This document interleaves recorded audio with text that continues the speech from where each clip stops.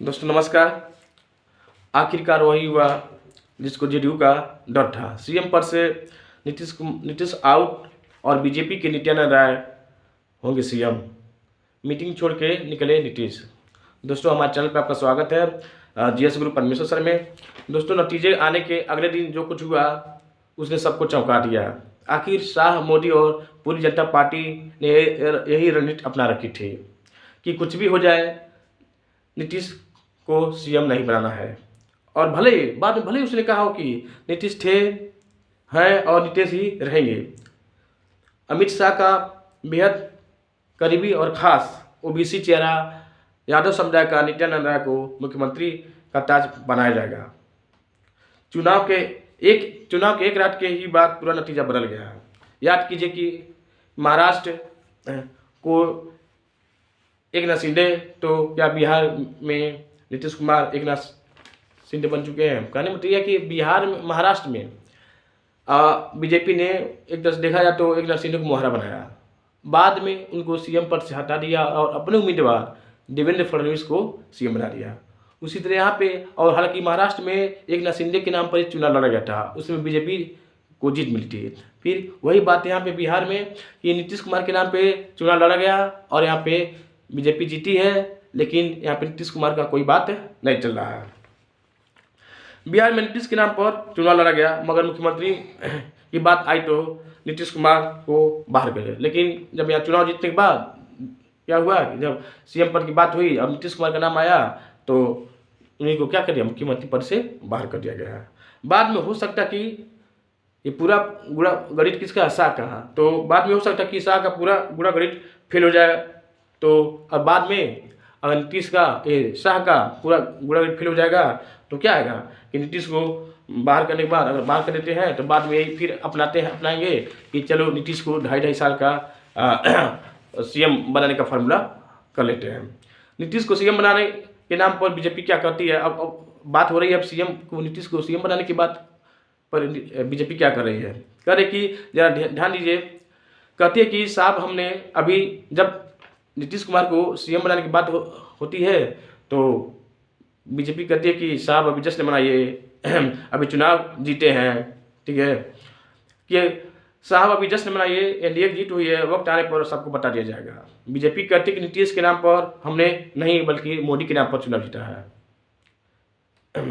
NDA कह रही है कि बीजेपी कह रही है कि हमने बिहार में जो भी चुनाव जीता है नीतीश के नाम पर नहीं जीता है, बल्कि मोदी के नाम पर चुनाव जीता है। और ये बात कौन कहा है, यह तर्क जो दे रहा है बिहार के प्रभारी विनोद तावड़े और के साथ साथ धर्मेंद्र प्रधान कर रहे हैं। विनोद तावड़े कहते हैं कि बिहार की जनता ने मोदी के नाम पर वोट दिया है और नीतीश को खारिज कर दिया है। खारिज करते हुए कहते हैं कि बिहार की महिलाओं को 10,000 रुपये देने के कारण नहीं, एक बात फैली थी कि मोदी ने बिहार की महिलाओं को 10,000 रुपया दिया है, तो इस बात को खारिज करते हुए तावड़े कहते हैं कि नहीं, इस कारण से नहीं हुआ, बल्कि उसके विकास के कारण, यानी बिहार में विकास हुआ, योजना, पीएम आवास, पेंशन, सभी को राशन, इस वजह से जीत हुई है। नीतीश की जगह नित्यानंद का नाम लिया जा रहा है सीएम बनाने के लिए। नीतीश की जगह किसका नाम लिया जा रहा है, नित्यानंद राय का नाम लिया जा रहा है सीएम बनाने के लिए। नित्यानंद कौन है आप जानिए। नित्यानंद अमित शाह के बेहद करीबी और खास हैं और अमित शाह के राज्य में गृह राज्य मंत्री भी रहे हैं। मीटिंग में यही सब बातें चल रही थी कि वहाँ नीतीश भी थे, लेकिन गुस्से में नीतीश क्या हो गए, नीतीश कुमार मीटिंग से बाहर निकल गए।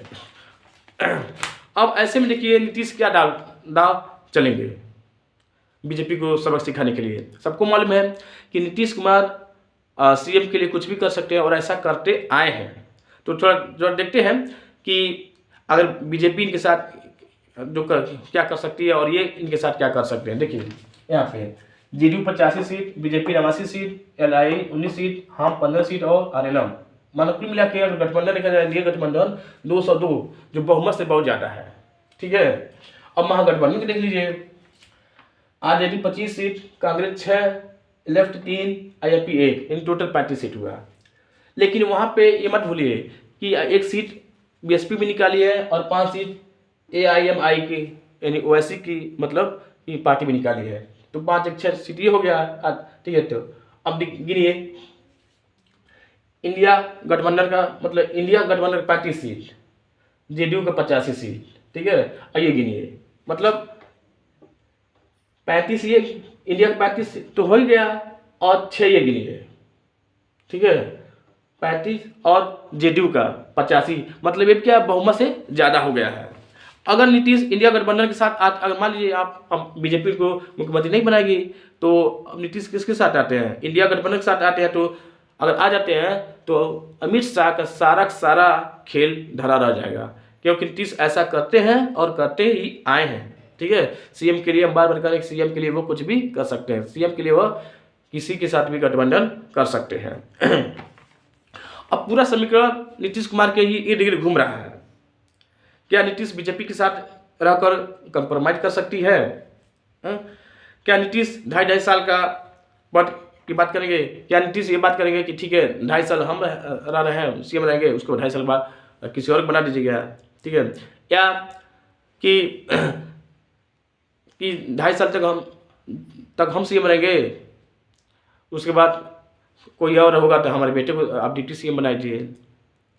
यहाँ तक कि कयास लगाया जा रहा है कि छोड़िए सीएम पर छोड़िए, कहिए तो आपको मतलब केंद्र में आपको कोई मंत्रिमंडल का मतलब कोई पद दे दिया जाएगा, या राज्यसभा में आपको कोई सीट दे दी जाएगी, ठीक है। तो ऐसे में सीएम मतलब इस पूरे बात को क्या कर, इस पूरी लोभ को क्या कर दे रहे हैं, खारिज कर दे रहे हैं।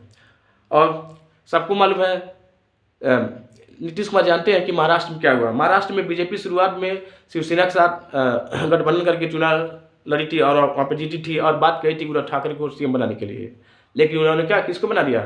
देवेंद्र फडणवीस को। फिर बाद में बीजेपी एकनाथ शिंदे के साथ मिलकर लड़ी वहाँ पे, तो वहाँ पे एकनाथ शिंदे का सीट ज़्यादा था तो उनको सीएम बना दी, बाद में देवेंद्र फडणवीस को डिप्टी सीएम बना दिए। उसके बाद फिर चुनाव हुआ तो उसमें बीजेपी की ज़्यादा सीट आई, तो वहाँ पे क्या किया, अपने उम्मीदवार देवेंद्र फडणवीस को सीएम बना दिए और एकनाथ शिंदे को डिप्टी सीएम बना दिए। तो ऐसा करने में बीजेपी बहुत आगे है, ऐसा बीजेपी करती है। और एक बात याद रखिए, बीजेपी बिहार में चुनाव हुआ हो चाहे पूरे भारत में कहीं भी, अकेले दम पर कभी भी जीत नहीं हासिल की है बिना गठबंधन के। तो बीजेपी का ये पुराना फंडा है कि किसी के साथ भी कोई भी काम कर सकती है, ठीक है। किसी के साथ भी उनको धोखा दे के काम कर सकती है। बीजेपी का यही काम है, मुहरा बना के अपना काम साधती है।